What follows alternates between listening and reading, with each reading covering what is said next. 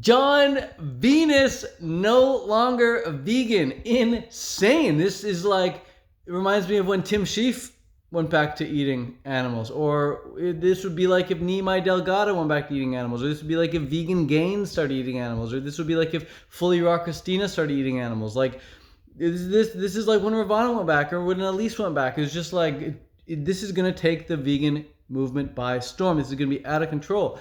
John's going to get a lot of hate for this, and he knows it. He even admitted it in the video. He said he's going to, get hate for this, and he's prepared to stand up for himself, and he's proud of himself. Blah blah blah. I feel sorry for him. I feel sorry for the amount of hate he's going to get. People in the comments are going to say, "Oh, Ted, but don't you feel sorry for the animals?" Of course, I feel sorry for the animals as well. But John, like, I've never met the guy in person, but we've connected. We've had long interviews together online. He seems like a really cool guy. I invited him to the Canada Vegan Fest. It was going to happen this summer. I was going to, fly him out. He could speak and present, just like I did with Elise and Ravana. But they, the fest, all the festivals here, all the festivals are done for the summer, so no festival. But John is no longer vegan, and what does this mean? Well, a couple things. Number one, I don't think he is blaming it on, or I don't think he's using his child as an excuse. I think some people are saying he's using his child as an excuse. I don't think that's the case at all.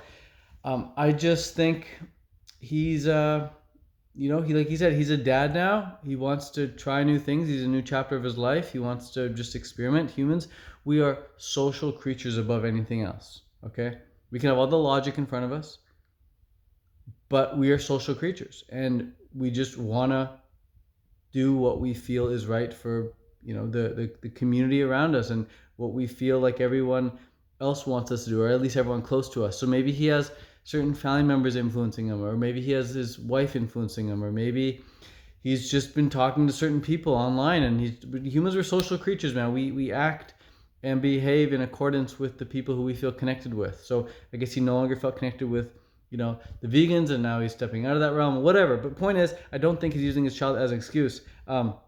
But he is definitely going to get a lot of hate. He's already lost some friends, and I feel bad for that, because that sucks. I've been on the receiving end of a lot of hate myself back in the Elise era. That was like the worst time of my life ever, receiving like just thousands and thousands of hate messages and hate comments and whatever. So it sucks. He's going to have to put up with that for a while, maybe for the rest of his life. But there's a couple things he mentioned. He mentioned B12. He's like, "Oh, you got a supplement with B12." I'm like, and then when I heard that, I'm like, bro, 85% of Americans are B12 deficient. What does B12 have to do with veganism? There's no such thing actually as a vegan-only issue. So don't know what that was about. Maybe he thinks there's such things as vegan-only issues. I've yet to see a single vegan-only issue. As far as I've seen, if there's any issue with the vegan diet, it's the same issue that's coming up on a standard North American diet. Same issue that comes up with people eating animal products as well. So I don't know of any vegan-only issue at all. I have not seen any, and I've been a vegan for 11 years. So that's the first thing. The second thing, though, is he talks about how, he doesn't want to experiment with veganism on his child because, humans have been eating animals for hundreds of thousands of years. He doesn't want to, try veganism on his child as like an experiment.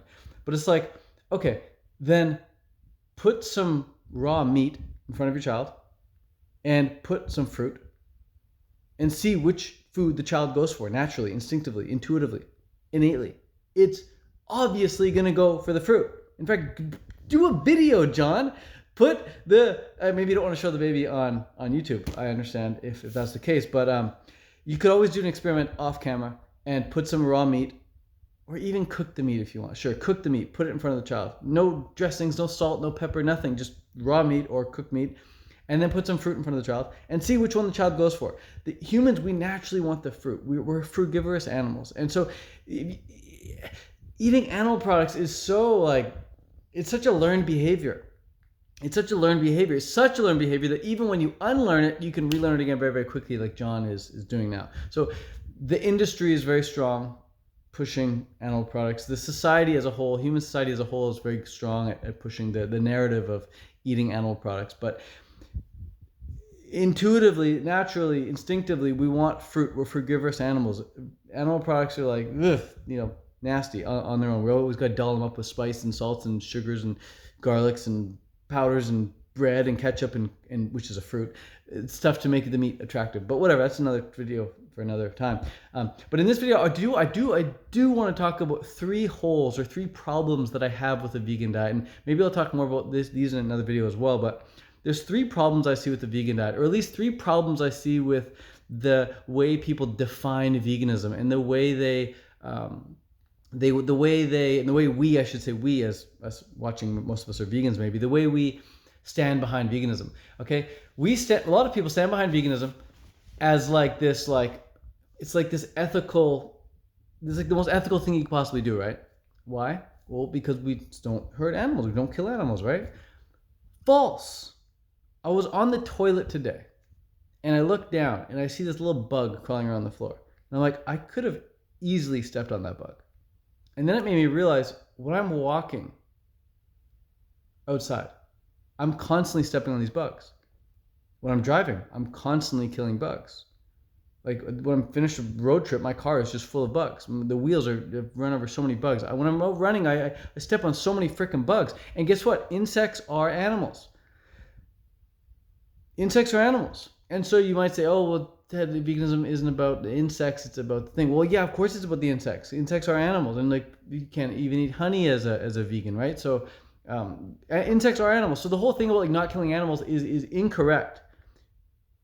It's maybe not intentionally killing animals to eat them. Okay, that's a whole other thing. But it's important to be clear on the definition there. Because if you simply say, I'm vegan, therefore I don't kill animals, I'm vegan, therefore I don't hurt animals, that's bullshit. That's bullshit. You're killing animals still. Okay, so that's just one hole I see in the hole. It's one hole in the hole. That's one defect of the definition or the way people kind of like talk about veganism. So that's one thing. The second thing is people also say, okay, well then it's simply not ethical to eat animals, right? It's simply not ethical to eat animals. Well, that's incorrect as well, because the eating of an animal it is different than the killing of an animal. So if you go out there and you murder an animal, okay, that's not cool, I don't think, unless maybe the bear is like trying to kill you and you like self-defense, or the bear's trying to kill a family member or a human and you kill the bear, or you kill a dog because the dog is attacking a child or something. Okay, so there's certain instances, but that's important to be clear on too, right? So killing an animal doesn't mean it's always wrong. Sometimes it's self-defense, sometimes it's protection, sometimes it's necessary, of course, right? Dogs attacking a child, you have to kill the dog or do something with the dog or whatever. But point is, it's okay to kill animals sometimes. The other thing is, or at least hurt an animal, or at least injure it or whatever, harm it in some way so they can get off the human or your friend or your family member, whatever. But the second thing is, even if you don't kill an animal but you eat animals, like I could say I eat animals right now and still feel like a vegan. How? Roadkill. Like I'm driving down the road, I see a dead deer on the side of the road. It was just freshly killed, like half hour ago. A car probably came and hit it. I could go and maybe eat that deer, right? Not that I want to, because it's freaking nasty. Like roadkill it makes me want to vomit just thinking about it. And there's another sign right there that we're, vegan naturally. By birth, we're, frugivorous animals. We're designed for fruit. But point is, I could eat the deer. Or a couple summers ago, I saw a big cow on the side of the road. A cow had been hit by a truck. A cow was like dead here, and then up the road there was like a truck that was like smashed up. And the cow had like blood everywhere. And I could eat that cow. It'd be totally ethical, right? The cow was accidentally killed. So again, not that I would want to, but I could eat it and still be an ethical vegan. At least that's the way I think right now. Now the third thing, this one's going to get really controversial perhaps, and I haven't looked into it enough, so I'm not like, I don't know everything about this, but in my mind right now I'm thinking, even if I was to eat an animal product on an ongoing basis, not that I plan on, not that I intend on it, not that I think it's necessary or anything, but I'm just trying to point out the defect in the whole vegan definition, in the whole vegan community, the whole vegan identity, okay? Even if I want to eat an animal product on an ongoing basis, I think there are a couple things. Number one, apparently there's this type of bee in Hawaii. I've heard this, I haven't researched it enough, but apparently there's a type of bee in Hawaii that makes a bunch of honey, and then they all fly away because it gets too hot. Or it's just they go to another spot. It's just a certain type of bee that makes a bunch of honey and then leaves. And they never come back. And so it's like this one type of bee that you can go and you can eat their honey. It's completely ethical because they never come back for it. Okay? So that's one way of eating animal products without being unethical. But the second one is very similar. It's like with backyard eggs, right? Chickens or hens or whatever type of animal they are, they lay eggs and then they leave, they walk away. They don't end up using the eggs for anything. They're just chicken periods, basically. So those you could potentially eat, on a ongoing basis without causing any harm to the animals, as long as you don't kill the chicken afterwards. So these are just a couple things. Again, I'm not promoting eating eggs. I'm not saying any of that thing and anything. I plan on being vegan for the rest of my freaking life. But the thing is, I'm just saying, like, John not being vegan anymore, I could also not be vegan anymore. I could be eating deer, I could be eating cows, I could be eating eggs and honey, and still do it like the most ethical way possible. So I don't know how John's doing it. I don't think John's planning on doing that. I'm just saying, for the sake of argument, for the sake of getting you to think differently, because I know a lot of vegans are going to hop on this and just start bashing John. How dare you, how dare you, how dare you. Think of the animals, think of the animals, think of the animals. But I want you to think differently, okay? School teaches us to read and consume. I want to teach you to question everything you read and everything you consume, whether it's coming from me or John or Tim Sheaf or Elise or Ravana or Michael Greger or anything. Question everything.